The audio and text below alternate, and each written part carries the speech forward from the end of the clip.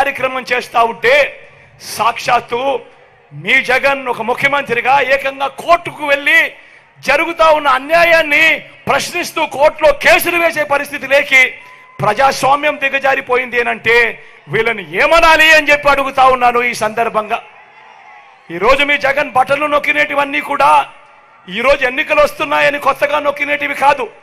జగన్ ఈరోజు బటన్లు నొక్కినేటివన్నీ కూడా ఈ 5 సంవత్సరాలలో ప్రతి సంవత్సరం జగన్ బటన్లు నొక్కుతూ నొక్కుతూ నొక్కుతూ నొక్కుతూ నొక్కుతూ ఉన్న స్కీములకే బటన్లు నొక్కాడు జగన్. కొత్తగా వచ్చినటివి కాదు.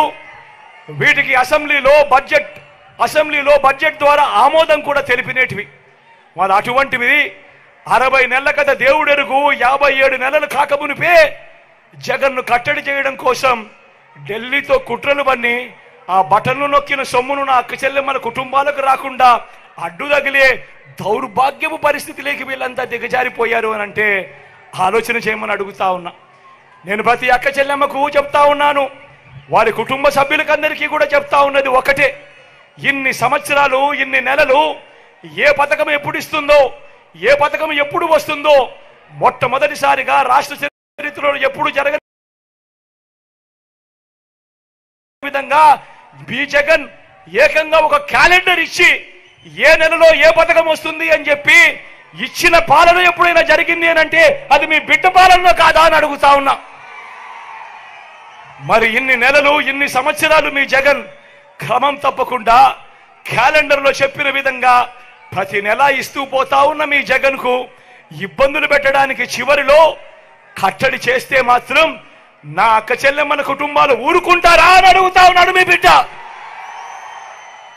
ఓటనే అస్త్రంతో చంద్రబాబు నాయుడుకు ఆయన చేస్తా ఉన్న కుట్రలకు గట్టిగా బుద్ధి చెప్పమని చెప్పి నేను కోరుతా ఉన్నాను. మీ బిడ్డగా నేను మాట చెప్తా ఉన్నా, వీళ్ళు ఎవరు అడ్డుకున్నా కూడా మీ బిడ్డ విజయాన్ని ఆ దేవుడు దయ మీ చల్లని ఆశీస్సులు ఉన్నంత కాలం ఏ ఒక్కడు ఆపలేడు అని మీ బిడ్డ చెప్తా ఉన్నాడు. మళ్ళీ మీ బిడ్డే అధికారంలోకి వస్తాడు. జూన్ 4న అధికారంలోకి వచ్చిన వెంటనే ఒక వారంలోనే ఈ బటన్లన్నీ కూడా క్లియర్ చేస్తాడు మీ బిడ్డ అని చెప్తా ఉన్నాడు. ప్రతి ఒక్కరిని కూడా ఒకటి గుర్తుపెట్టుకోమని చెప్తా ఉన్నా. కుట్రలు చేస్తా ఉన్న ఈ చంద్రబాబు దగ్గర డబ్బులు ఎక్కువ ఉన్నాయి. ఎందుకంటే చంద్రబాబు జగన్ మాదిరిగా బటన్లు నొక్కలేదు. గతంలో చంద్రబాబు 14 ఏళ్ళు ముఖ్యమంత్రిగా పరిపాలన చేశాడు.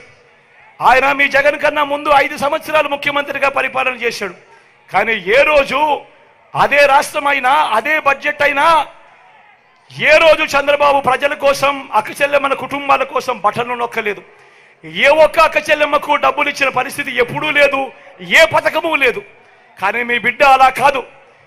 ఈ 5 సంవత్సరాలలో ఈ 59 నెలల కాలంలో మీ బిడ్డ 130 బటన్లు నొక్కాడు. ఏకంగా 2,70,000 కోట్ల రూపాయలు నా అక్క చెల్లెమ్మల కుటుంబాల ఖాతాలకు మీ బిడ్డ పంపాడు. కాబట్టి మీ జగన్ దగ్గర చంద్రబాబు మాదిరిగా డబ్బులు ఉండకపోవచ్చు.